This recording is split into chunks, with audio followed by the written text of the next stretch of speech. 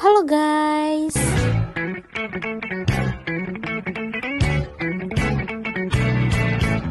Oke, standby, kamera ready, sound ready, 3, 2, 1, action. Assalamualaikum warahmatullahi wabarakatuh.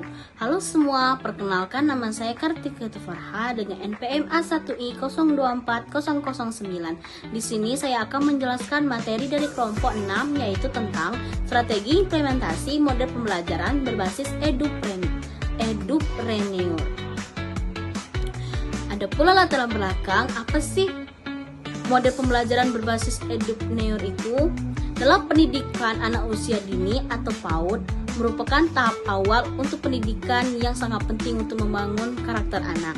Pada usia dini, anak lebih mudah belajar melalui kegiatan bermain dan pengalaman langsung. Oleh karena itu, pembelajaran di PAUD tidak hanya berfokus pada kemampuan membaca, menulis, dan berhitung, tetapi juga pada pembentukan sikap seperti mandiri, kreatif, percaya diri, bertanggung jawab, dan mampu bekerja sama dengan orang lain.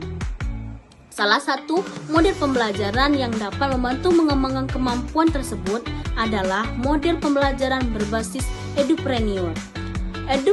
Edupreneur merupakan gabungan dari kata education dan entrepreneur, yaitu pembelajaran yang mengenal nilai-nilai kewirausahaan melalui kegiatan yang menyenangkan dan sesuai dengan dunia anak.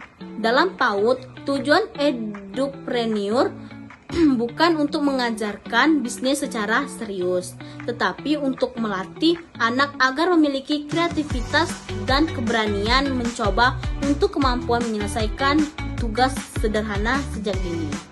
Penerapan pembelajaran melalui kegiatan bermain, yaitu implementasi pembelajaran berbasis edupreneur dilakukan melalui kegiatan bermain karena bermain adalah cara belajar utama anak usia dini.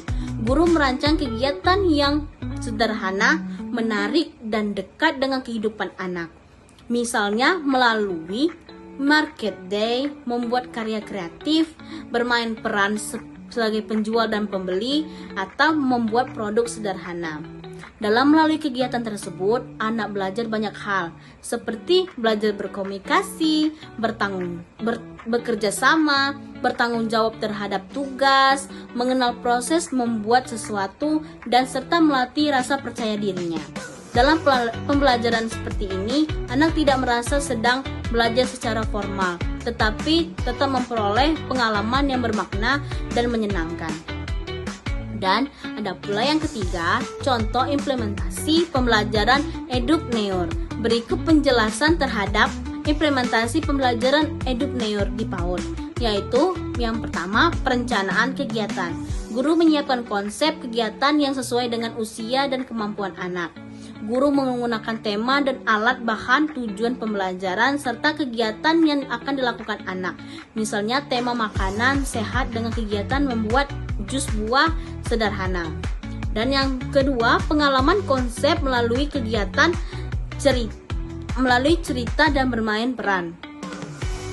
Sebelum kegiatan dimulai, guru mengenalkan konsep kewirausahaan melalui cerita, gambar, dan bermain peran. Anak dapat diajak berpura-pura menjadi penjual dan pembeli agar mereka memahami kegiatan secara sederhana. Ada pula yang ketiga, proses pembuatan membuat produk.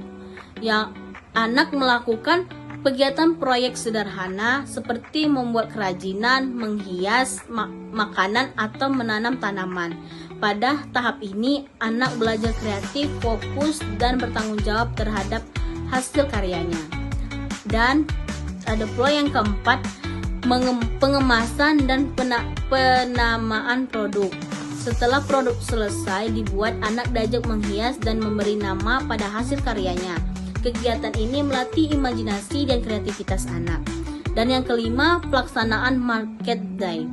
Anak melakukan stimulasi jual beli, ada yang berperan sebagai penjual dan ada juga yang menjadi pembeli. Dari kegiatan ini, anak belajar komunikasi, keberanian, dan interaksi sosial. Adapun yang keenam yaitu refleksi kegiatan. Guru mengajak anak berdiskusi sederhana mengenai pengalaman yang mereka rasakan selama kegiatan berlangsung. Misalnya, apa yang paling mereka sukai dan kesulitan yang mereka alami. Dan yang terakhir, evaluasi dan penilaian. Guru melakukan penilaian terhadap perkembangan anak seperti kemampuan bekerja sama, kreativitas, keberanian berbicara, dan tanggung jawab anak selama kegiatan itu berlangsung. 4 yaitu menyusun kegiatan EduPrayor sesuai kemampuan anak usia 4-6 tahun. Dalam penyusun kegiatan EduPrayor, guru harus memahami bahwa anak usia 4-6 tahun masih berada pada tahap belajar konkret dan menyukai aktivitas bermain. Oleh karena itu, kegiatan tidak boleh terlalu sulit atau menyerupai bisnis orang dewasa.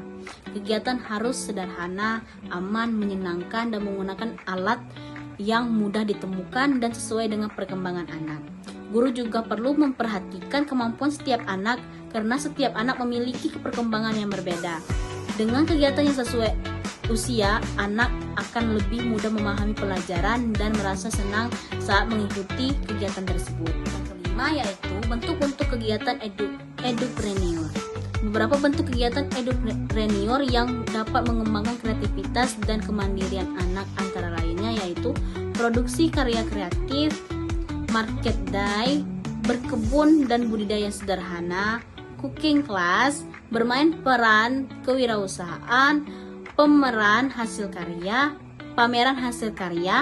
dan yang terakhir pemanfaatan barang bekas.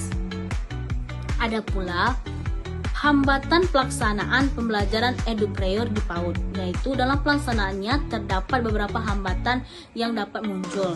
Yang pertama, kurangnya pemahaman guru, terus itu terbatasnya fasilitas dan anggaran, dan perbedaan karakteristik anak. Yang keempat, kurangnya dukungan orang tua, dan yang kelima, keterbatasan waktu dan pembelajaran karena EduPrayor ini membutuhkan waktu yang cukup panjang, sedangkan waktu belajar di PAUD itu sangat terbatas. Adapun kesimpulan dalam model pembelajaran berbasis EduPrayor ini yaitu merupakan pembelajaran yang menanamkan nilai kemandirian, kreativitas, tanggung jawab, dan percaya diri melalui kegiatan bermain yang menyenangkan. Kegiatan